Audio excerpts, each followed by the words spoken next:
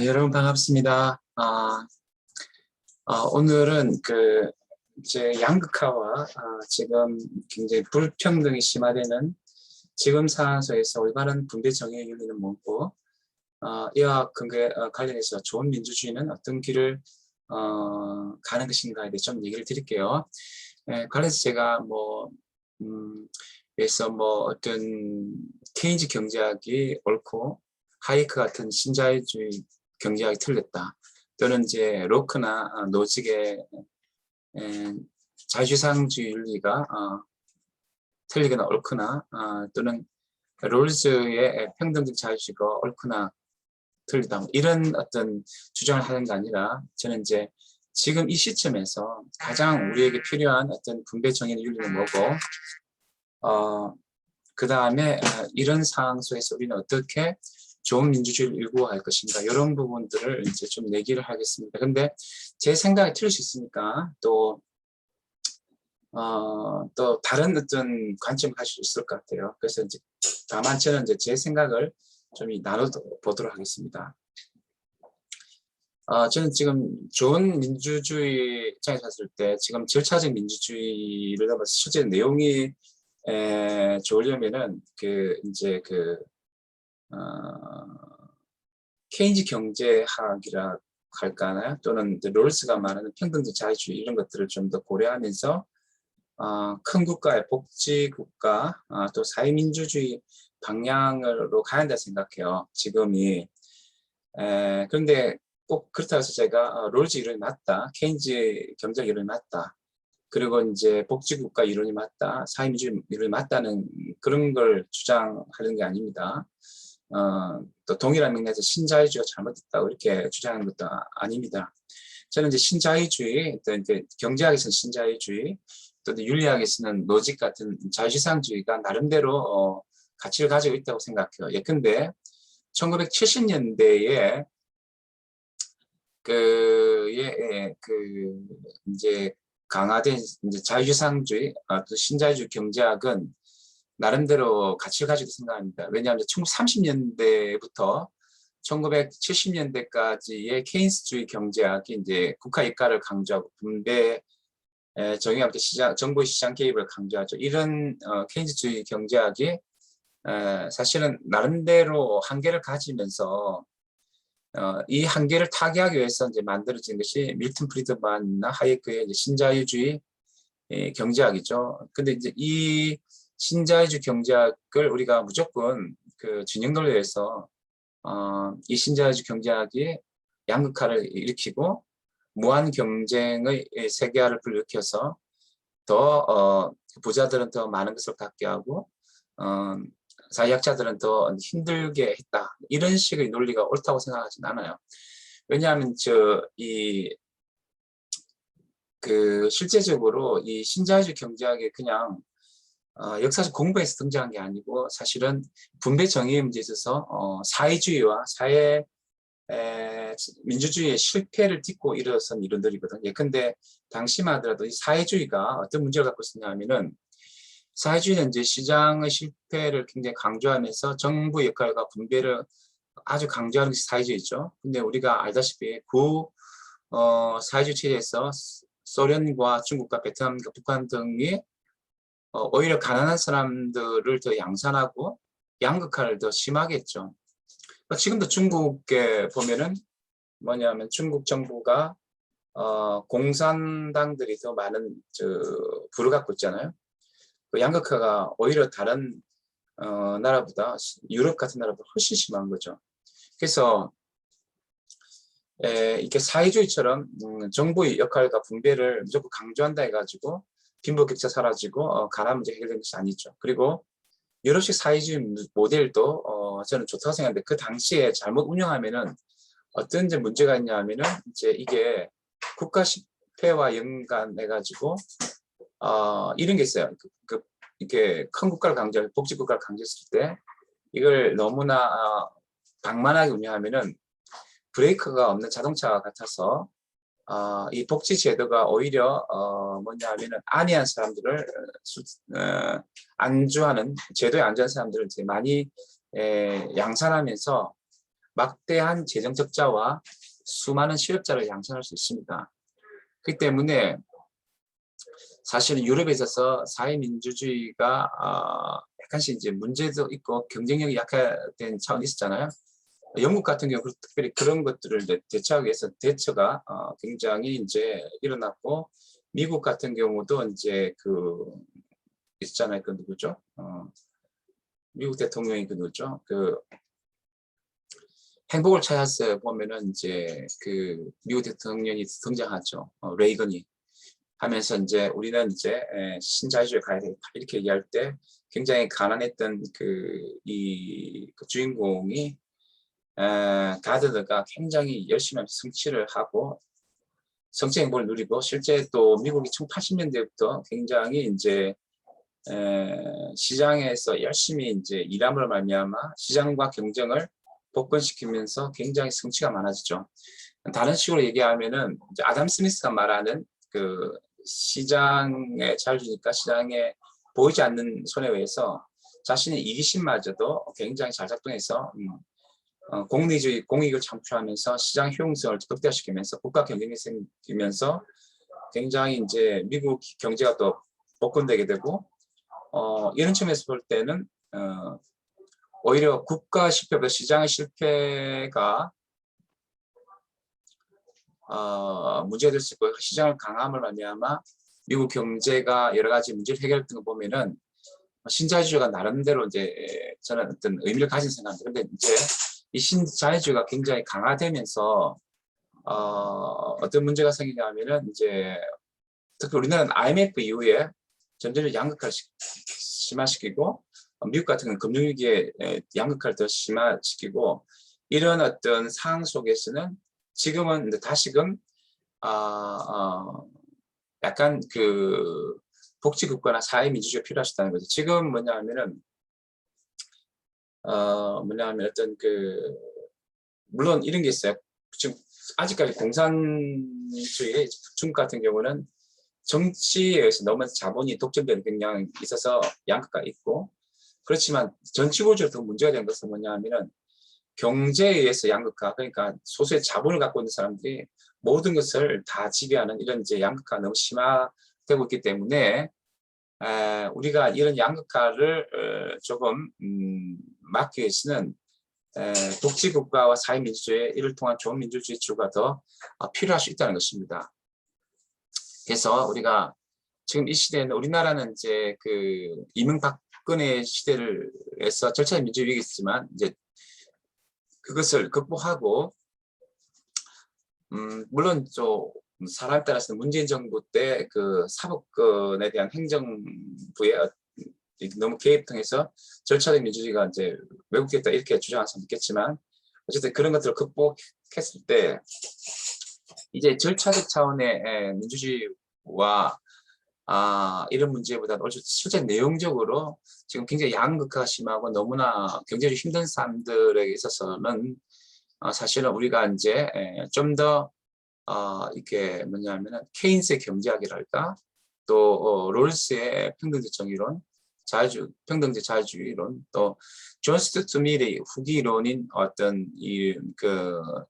존 스튜어트 밀이 이제 자유민주주의를 강조했지만 사회민주주의로 많이 가거든요. 후기론. 이제 이런 입장이 더 필요할 수 있다는 거예요. 이게 지금 좋은 민주주의라는 거예요. 지금 제가 그래서 지금 얘기하고 싶은 거는, 여기 보시면 로크의 고전적 자유주의를 잘못됐다는 게 아니고, 노직의 로크 이론을 좀 개인의 자유를 굉장히 강조하는 이 자유주의 상주의, 이런 것들이 잘못된 것이라고 주장한 게 아닙니다. 그 어떤 시대에 필요할 수 있다고 생각합니다. 벤담의 그 약간 초기 공리주의도 적절할 수 있고, 스미스나 하예크의 그런 자유주의, 신자유주의 이론이 틀렸다는 게 아니라 지금 시점에서는 굉장히 이제 양극화가 심화된 지금 시점에서는 조스트 밀의 이론이라든지 케인즈라든지 케인즈 경제학이라든지 롤즈의 평등적 자유주의가 더 좋은 어떤 민주주의를 위해서는 좋은 필요한, 뭐 좋다기보다 필요한 이론들이 할 수 있다는 거죠. 그래서 사실 뭐 아까도 좀 얘기했지만 1980년대 이후로 세계 경제는 그 대처리즘과 레이거노믹스로 구현된 이른바 신자유주의 경제관을 통해서 나름대로 효과를 가졌어요. 그래서 실제적으로 굉장히 파이가 커지기도 하고 10억 명의 세계인구가 절대 빈곤에서 벗어나는 적도 있고, 중국 같은 경우는 이제 그 사회주의 경제에서 이제 그 모택동이 하이에크의 말을 듣고 그 이제 시장 경제 도입함으로 말미암아 중국에서 5억 명이 절대 궁핍에서 탈출한 것으로 저는 알고 있습니다. 그렇게 해가지고 굉장히 효과가 있었어요. 근데 이제 시간이 지나면서 지금은 약간 시장 실패가 많이 나타난다는 거예요. 지금은 국가 실패보다도 소득과 부의 불평등이 너무 심화되고 전 지구의 50%는 1% 자산도 갖지 못하고 있는데 1%가 거의 대부분의 한 46%, 50%의 어떤 자산을 다 가지고 있고, 이런 그 부작용이 굉장히 너무 이제 심화되기 때문에 이게 이제 많이 이제 체화된 것이 우리나라는 IMF입니다. 우리나라 IMF가 세계와 더불어서 굉장히 이제 신자유주의 어떤 체계가 우리나라에 굉장히 강하게 들어왔고, 또 미국 같은 경우는 그 2008년 금융위기를 통해서 이런 어떤 어려움을 겪으면서 또 계속적으로 이런 IMF나 경제 위기, 지금 코로나19 위기 있으면 오히려 자산을 가진 사람들은 돈을 더 가지는데 사회약자들은 더 많이 이제 그 경제적으로 황폐화되거든요. 이런 상황 속에서는 우리가 사실은 좀 더 좋은 민주주의를 추구해야 되고, 사회민주주의나 큰 국가 또는 복지국가를 좀 지향할 필요가 있다는 것이죠. 네. 이런 것은 역사를 통해서 우리가 좀 통찰할 수 있어요. 사실상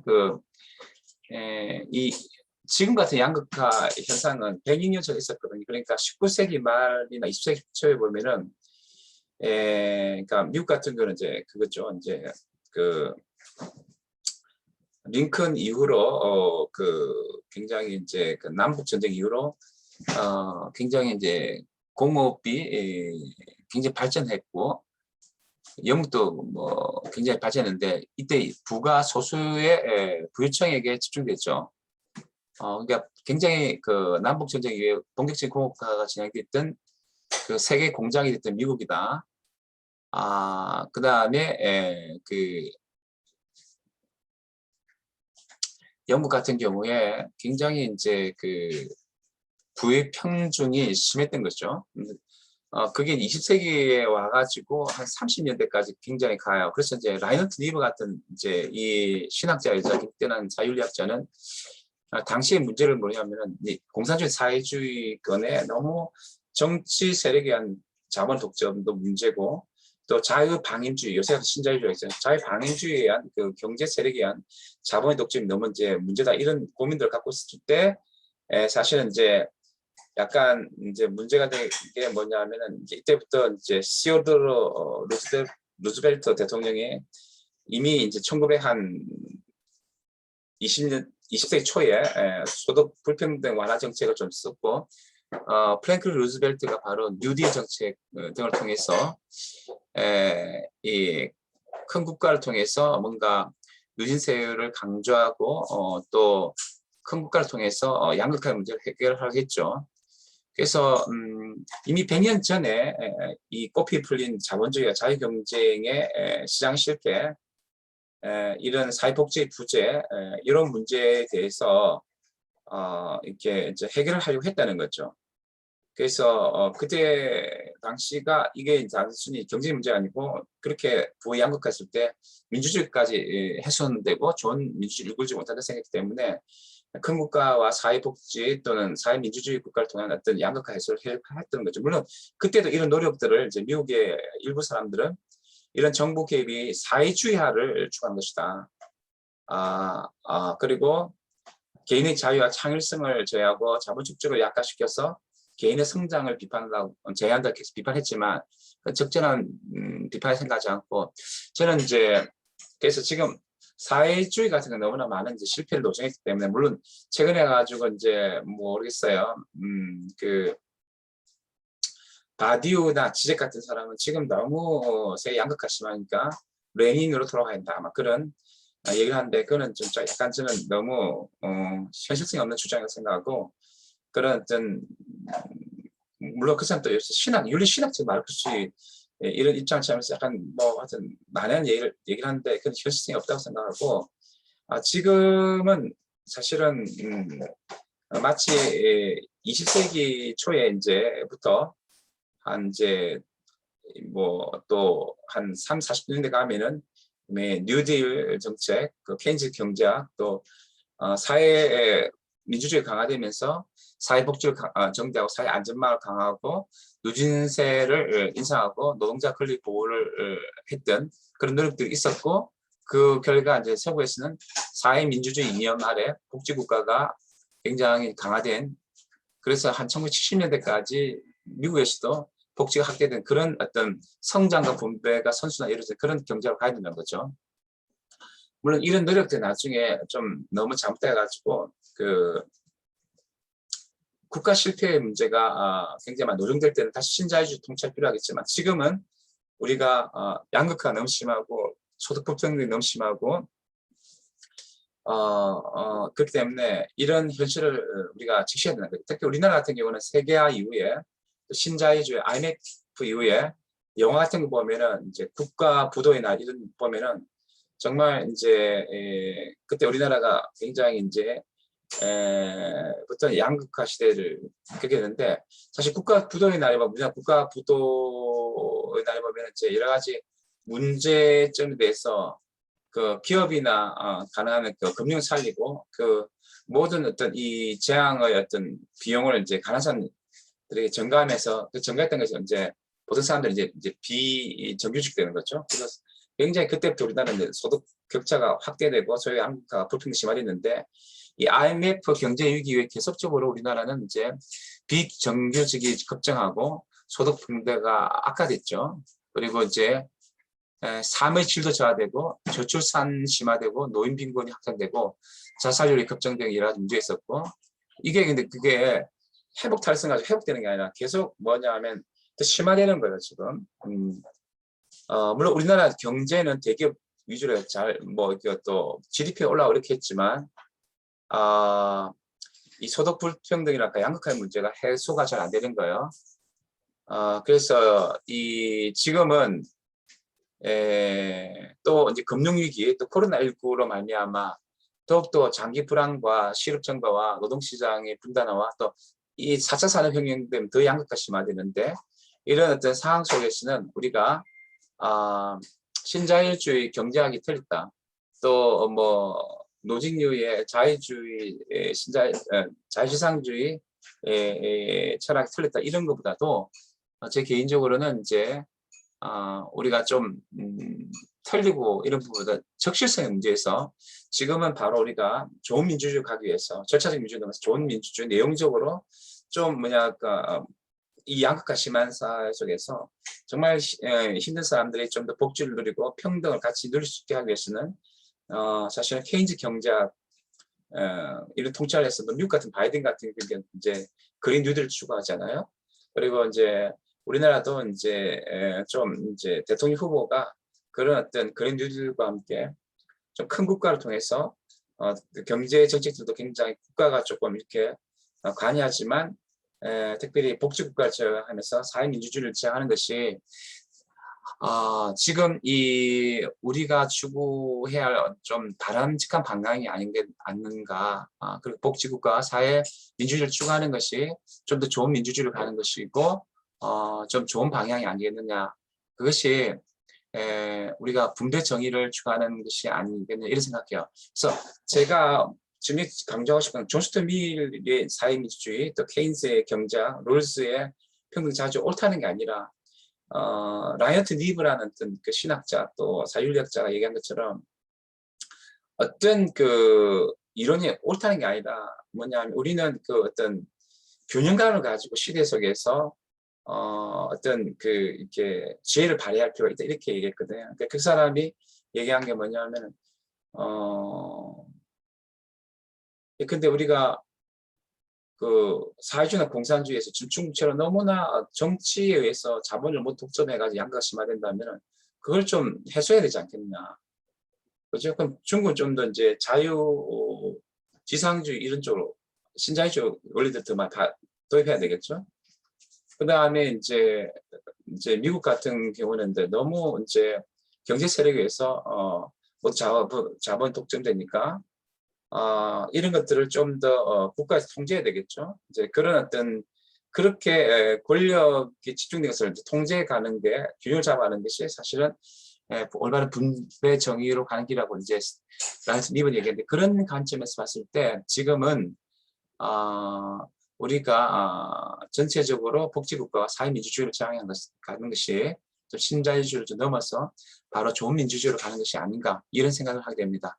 지금까지 제 발표를 잘 들어주셔서 감사하고 이만 마치도록 하겠습니다.